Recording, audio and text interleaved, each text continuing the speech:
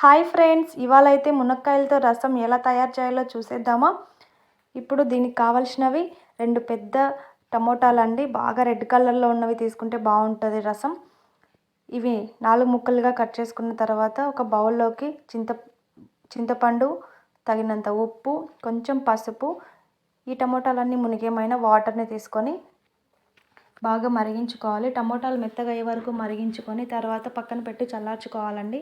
ఇలా చల్లార్చుకున్న తర్వాత స్మాషర్తో కానీ చేత్తో కానీ టమోటాలన్నిటిని బాగా మెత్తగా స్మాష్ చేసేసి వచ్చిన వేస్టేజ్ని అంతా తీసి పడేసి ఇందులోకి కొంచెం వాటర్ని యాడ్ చేసుకోవాలి.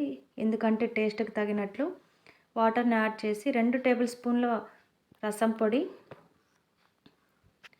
తర్వాత దీనికి పోపు పెట్టాలి. పోపుకు కావాల్సిన పదార్థాలు జీలకర్ర, శనగపప్పు, ఆవాలు, ఉద్దిపప్పు, తర్వాత కరివేపాకు, గార్లిక్, వీటన్నిటిని వేసి ఫ్రై చేసుకున్న తర్వాత మనం రెడీ చేసి పెట్టుకున్న రసంలోకి వేసి తర్వాత మెయిన్ ఇంగ్రీడియంట్ ఏంటంటే మునక్కాయలు వాష్ చేసుకొని మనకి ఏ సైజు కావాలో ఆ సైజు కట్ చేసి పెట్టి ఉంచుకోవాలి.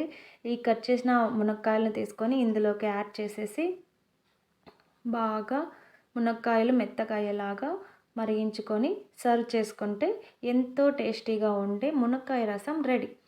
ఇలా ఎంతమంది మునక్కాయతో రసం చేస్తారో ఒక్కసారి నాకు కామెంట్ చేయండి.